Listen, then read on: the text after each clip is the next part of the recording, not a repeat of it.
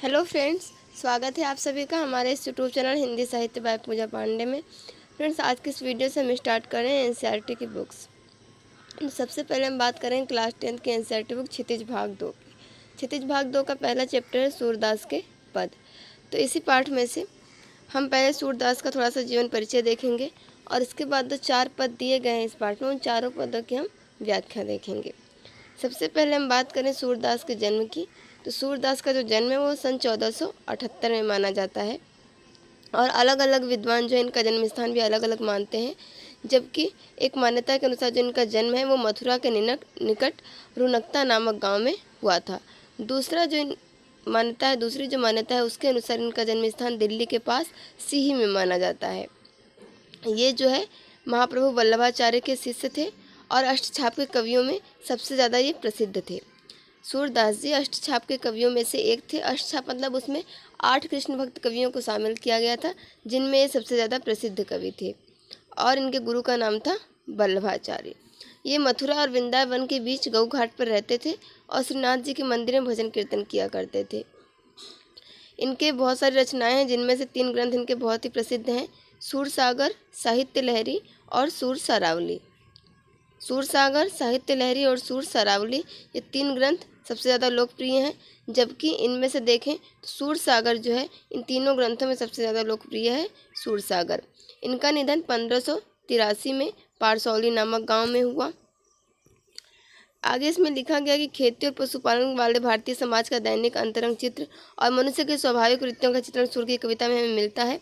लेकिन देखा जाए तो इनकी जो कविताएं हैं वात्सल्य और श्रृंगार रस से भरी हुई हैं, इसलिए इन्हें हम सूरदास जी को वात्सल्य और श्रृंगार रस के श्रेष्ठ कवि के रूप में भी जानते हैं। कृष्ण और गोपियों का प्रेम ये सहज मानवीय प्रेम की प्रतिष्ठा करता है, लेकिन सूर ने मानव प्रेम की गौरव गाथा के माध्यम से ही सामान्य मनुष्यों को हीनता बोध से जो है वो मुक्त कराया और उनके अंदर जीवन को जीने के लिए एक ललक, एक उत्कंठा पैदा की। इनकी जितनी हमें कविताएं देखने के लिए मिलेंगी उनमें हमें ब्रज भाषा का रूप देखने को मिलेगा और जो लोकगीतों की परंपरा चली आ रही है उसी में जो इनके पद हैं वो उसकी श्रेष्ठ कड़ी मानी जाती हैं। इसमें 4 पद आपको दिए गए हैं जो कि भ्रमर गीत से लिए गए हैं। सूरसागर के अंतर्गत ही भ्रमर गीत आता है। भ्रमर का अर्थ होता है भौरा।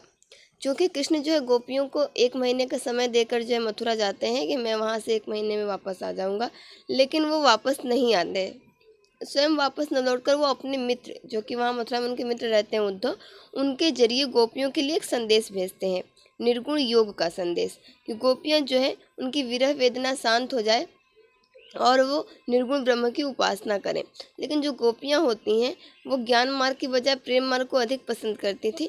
इस कारण उन्हें उद्धव का जो ये निर्गुण योग का संदेश होता है वो पसंद नहीं आता है।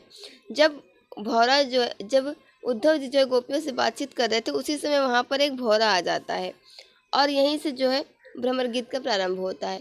गोपियाँ जो भी बातें कह रही हैं वो उद्धव जी के लिए कह रही हैं, लेकिन वो उस भौरे को देखते हुए कहती हैं, इसलिए इसका नाम जो है भ्रमर गीत रखा गया। और गोपियों ने जो है उस भ्रमर के उस भौरे के बहाने से उद्धव पर व्यंग्य बाण छोड़े। व्यंग्य का मतलब होता है हम कहना कुछ और चाहते हैं लेकिन कहते कुछ और है। जैसे आगे आप देखेंगे गोपियाँ जो है उद्धव को भाग्यशाली कहती हैं, लेकिन वो सच में कहना चाहती हैं कि भाग्यहीन। इसलिए इसे कहा गया है कि गोपियों ने भ्रमर के बहाने उद्धव पर व्यंग्य बाण छोड़े। आइए हम चारों पदों को देख लेते हैं कि चारों पदों की व्याख्या किस प्रकार है। पहला पद है आपका, उद्धव तुम हो अति बड़ भागी। गोपियाँ जो है वो उद्धव से कहती हैं, हे उद्धव तुम बहुत ही भाग्यशाली हो, तुम बहुत ही भाग्यशाली हो। लेकिन वो सच में कहना चाहती हैं कि उद्धव तुम सचमुच भाग्यहीन हो। अपरस रहत स्नेह तगाते नाहिन मन अनुरागी। अनुराग का मतलब होता है प्रेम, स्नेह का मतलब भी होता है प्रेम, तगा मतलब होता है धागा और अपरस मतलब होता है अनासक्त यानी अछूता, जिसका कि स्पर्श न हो, जिससे हम अछूते रहें। तो गोपियाँ कहती हैं कि उद्धव तुम सचमुच बड़े भाग्यशाली हो। क्यों? क्योंकि श्री कृष्ण के पास इतने दिनों से रहते हुए भी तुम्हारे मन में उनके लिए कोई अनुराग, कोई प्रेम नहीं है। तुम अभी भी प्रेम के बंधन से, स्नेह के धागे से क्या हो, अछूते हो। तुम अभी भी श्री कृष्ण के प्रेम के धागे से अभी तक क्या हो, अछूते हो। तुम्हारे मन में कोई अनुराग नहीं है, इसलिए तुम बड़े भाग्यशाली हो। लेकिन सचमुच कहें तो एक जो उद्धव जी हैं उन्हें भाग्यहीन कहना चाहती थी। अगली लाइन है, पुरैनी पात रहत जल भीतर, तारस देह न दागी, ज्यों जल माह तेल की गागरी, बूंद न ताको लागी। पुरैनी पात मतलब होता है कमल का पत्ता। पुरैनी मतलब होता है कमल, पात मतलब होता है पत्ता। तो जिस प्रकार जो कमल का पत्ता होता है वो जल के भीतर ही रहता है, लेकिन फिर भी उस पत्ते पर पानी की एक भी बूंद टिक नहीं पाती है। पानी की बूंद उस पत्ते पर आती तो है, लेकिन वो लुढ़क कर फिर वापस चली जाती है। जिस प्रकार कमल के पत्ते पर पानी की कोई बूंद टिक नहीं पाती है, वो पानी में रहता हुआ भी पानी से क्या है, अछूता है। उसी प्रकार तुम भी श्री कृष्ण के पास रहते हुए उनके प्रेम से वंचित हो या अछूते हो। ज्यों जल माह तेल की गागरी, बूंद न ताको लागी।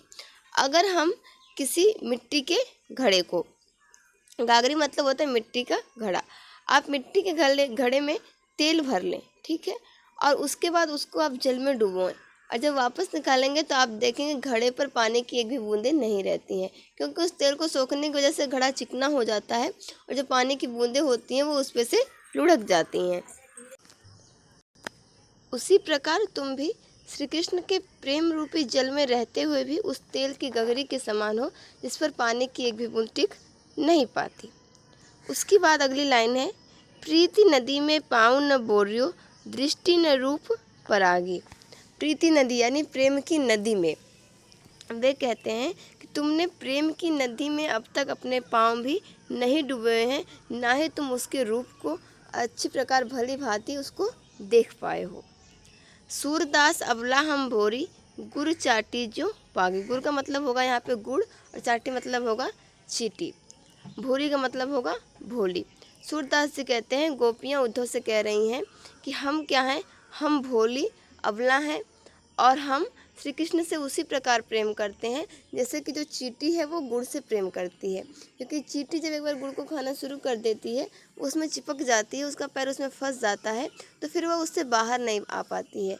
वो गुड़ को खाते खाते अपने प्राण तक त्याग देती है, लेकिन वो गुड़ से अलग नहीं हो पाती है।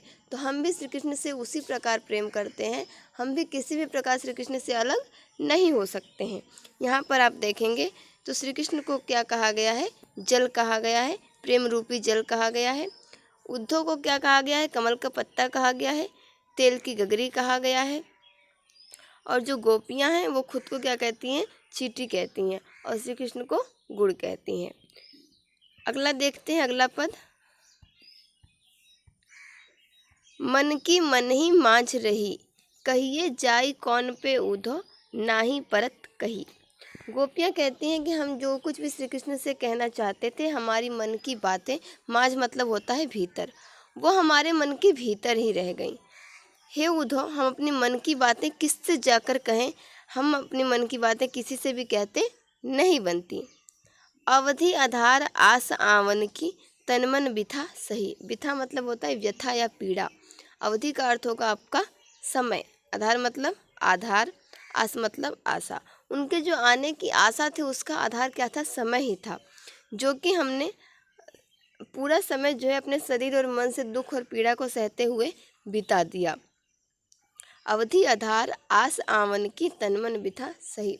हमने पूरा समय जो है तन मन से विथा को, पीड़ा को सहते हुए बिता दिया। उनके जो आने का आधार था वो समय ही था। अब इन जोग संदेशन सुनी सुनी, बिरहनी बिरह दही।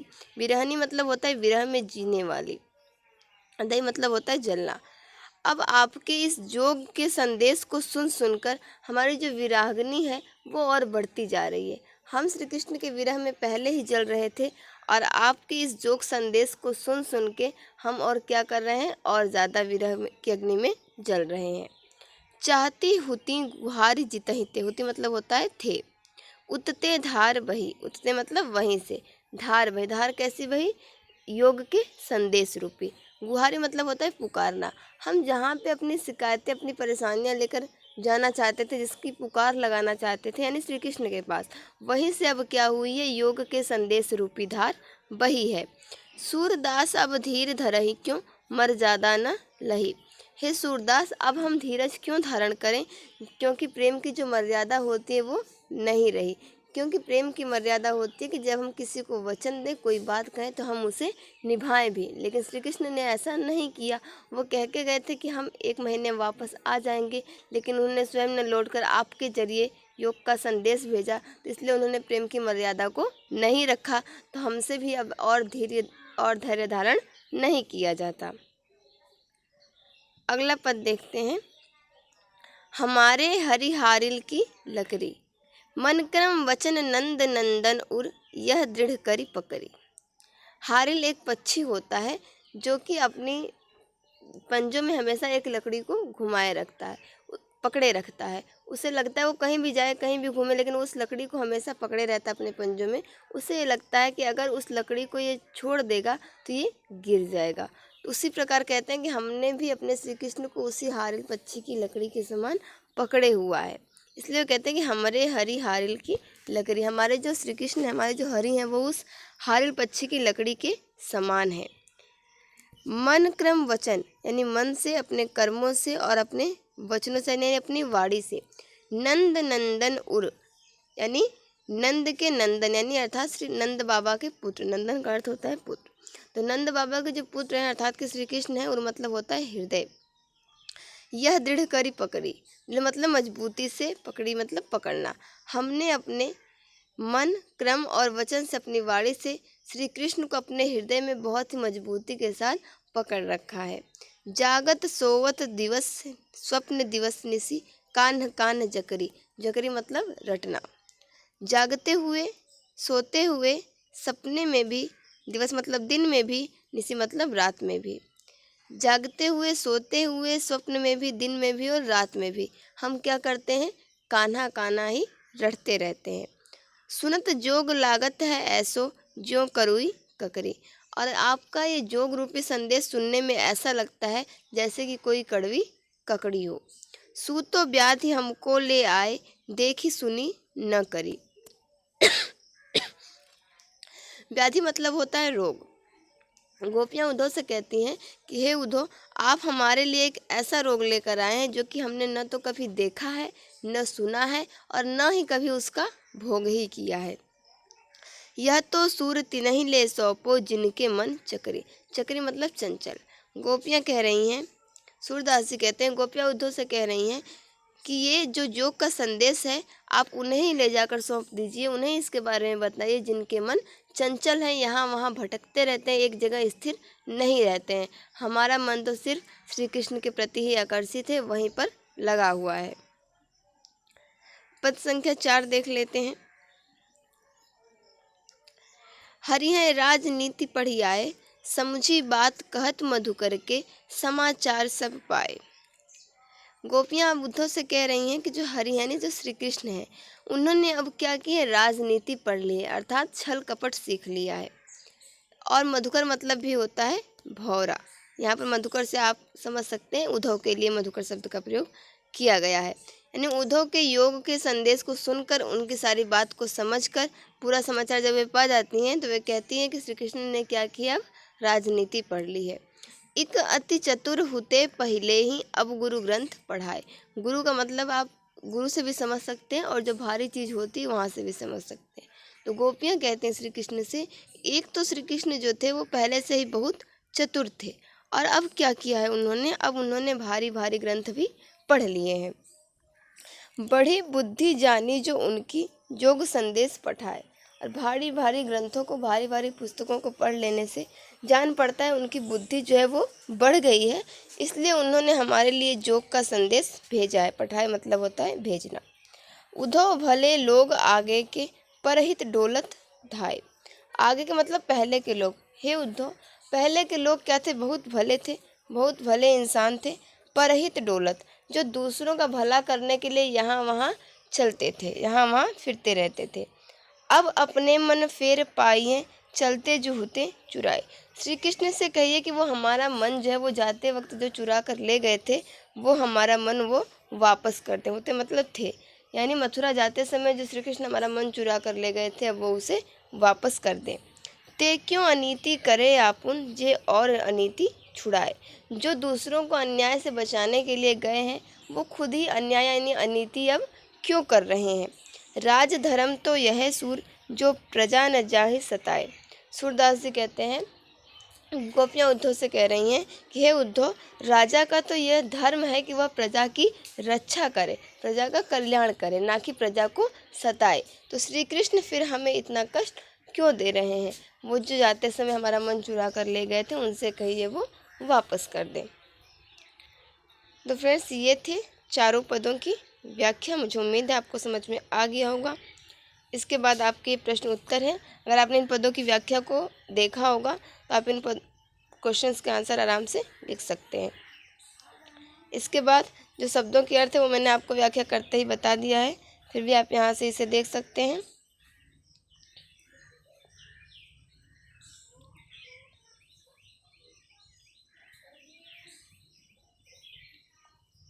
ठीक है फ्रेंड्स, मिलते हैं हम लोग अगले वीडियो में। उसमें हम इस क्षितिज भाग 2 बुक का अगला पार्ट देखेंगे, जो कि तुलसीदास का है, राम लक्ष्मण परशुराम संवाद। Thank you for watching this video.